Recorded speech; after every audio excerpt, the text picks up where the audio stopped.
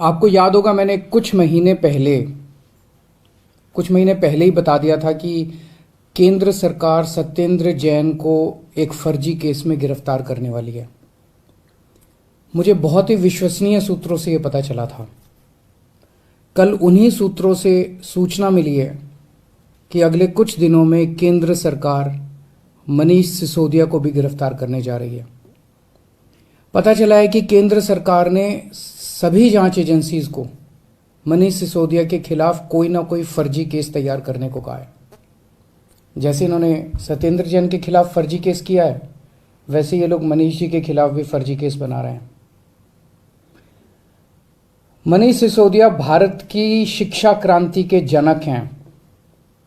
आजाद भारत के इतिहास के शायद वो सबसे बेहतरीन शिक्षा मंत्री हैं।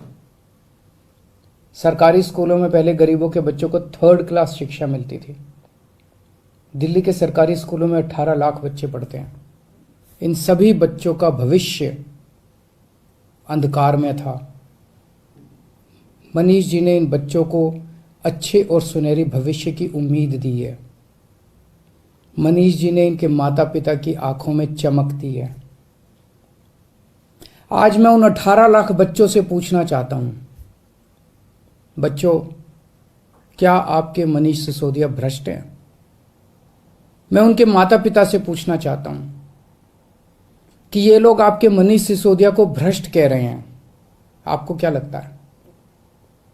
मनीष सिसोदिया ने ना केवल दिल्ली बल्कि पूरे देश के गरीब बच्चों को उम्मीद दी है कि उनके स्कूल भी बदल सकते हैं। दिल्ली की शिक्षा क्रांति की धमक केवल भारत में ही नहीं, आज पूरी दुनिया में गूंज रही है।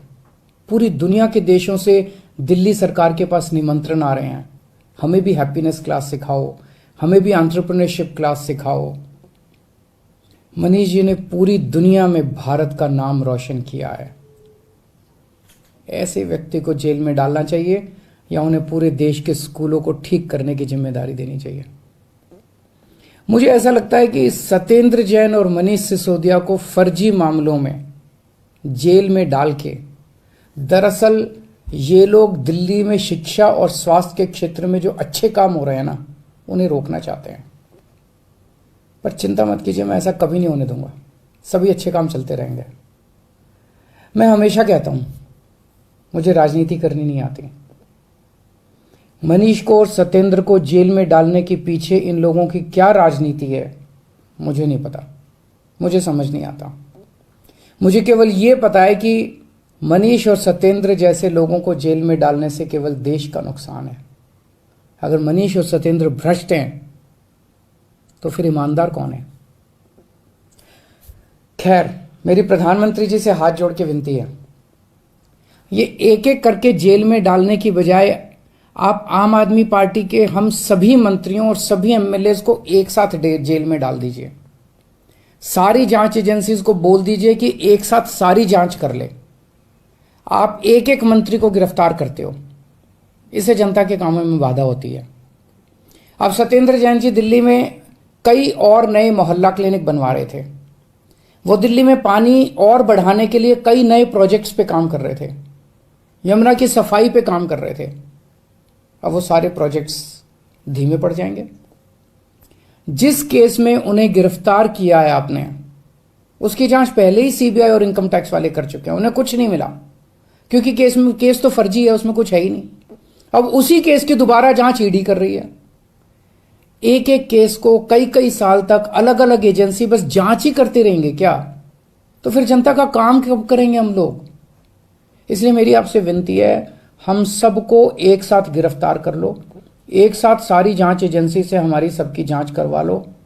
जितनी रेड करनी है रेड कर लो, एक साथ कर लो, ताकि उसके बाद हम काम कर सकें। हमें राजनीति समझ नहीं आती। कुछ लोग कहते हैं ये हिमाचल के चुनाव की वजह से किया जा रहा है, कुछ लोग कहते हैं ये पंजाब चुनाव के नतीजों का बदला लिया जा रहा है। हमें नहीं पता क्या कारण है। जो भी कारण है, हमें गिरफ्तार होने से डर नहीं लगता, पर सबको एक साथ करवा लो।